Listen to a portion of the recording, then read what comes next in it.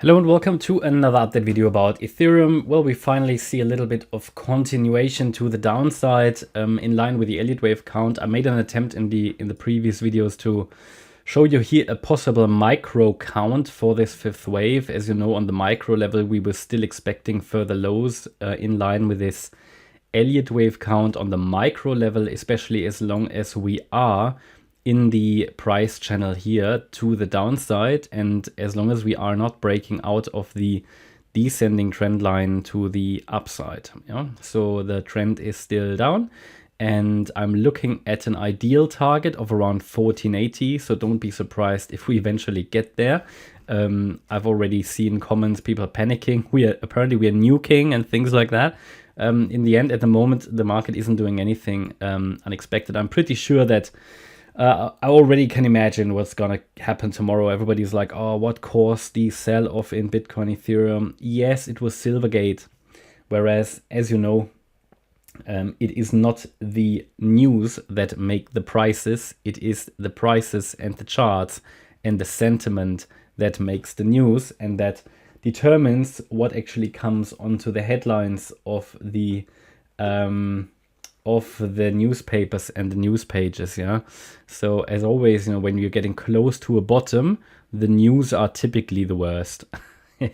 You don't see the worst news close to the top of a move. You see the worst news close to the bottom. What did I say? You don't see the worst news close to the top.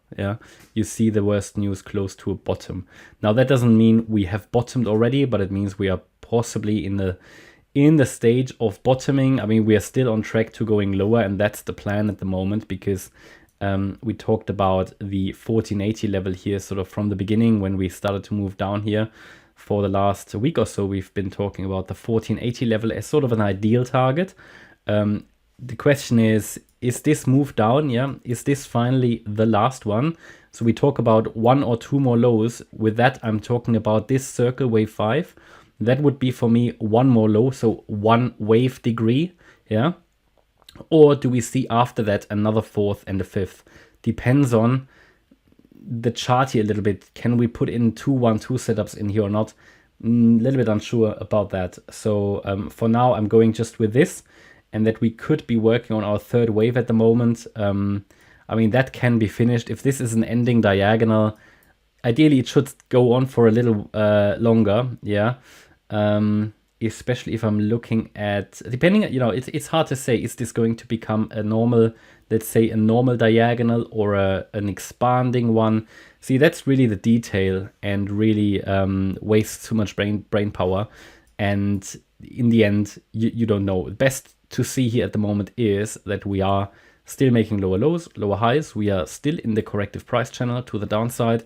We are not yet at the ideal target level. So for now, as long as we stay below that channel trend line and below 1601, the trend is further down. And that is at the moment no surprise at all. Few more things to talk about. We talked in previous videos about this cluster of support. Starts at basically around 1490, goes down all the way to 1400 roughly. And in that region, this is for me the highest probability turning point. Of course, it can always not work out. Be aware of that. So when you go in aggressively, it's certainly not the time to buy in aggressively, in my opinion. But, starting to float in, maybe, that's eventually your decision. I mean, all I can show you here is the charts, probabilities, and possible turning points. As you hopefully know, there's more to trading than just up or down. So it's all about position sizing, your personal strategy, and so on, and your actual plan, what time frame you're trading. So for me, it continues to be the idea of basically opening here a long trade in this area, or spot buy basically, but scattering that one trade into various positions in this sort of range in a triangle shape. Triangle indicates the position sizing. So small position up here, larger here, because I know how it works. I've seen it many, many times. These things can turn around at an instant, and just when people say, I can't imagine a rally anymore, I just can't, then they typically rally like here, yeah, this is typically when people get very bearish. It was the case down here. I remember that so clearly, and a lot of you will remember that as well.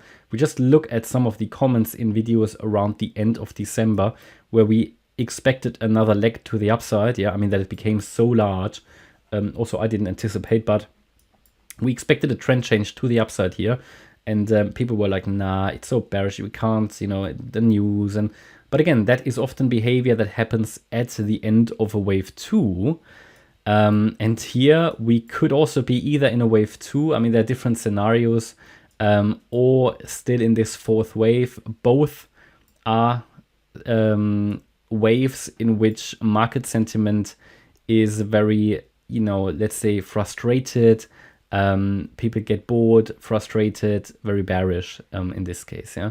So that's typically when I see these comments that people think about taking their buy orders off, or when they can't imagine another rally for a long time, then that's typically when, you know, I'm not saying that's when it will bottom, but it is when we need to be watching, because it's the other way around as well, right? When people say it can't go down anymore, that's typically when we need to be watching for a top.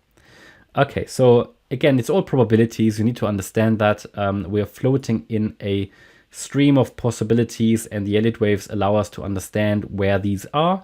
In the end, the market can always do something different. You need to know that. Yeah, that's why we have a primary and an alternative scenario as well. The alternative would, of course, be that this support area is going to break and we're heading directly into the deeper wave 2 support area. At the moment, I don't think primarily that we are already in the wave 2. It could be, but then even then I would expect some kind of a bounce from this region.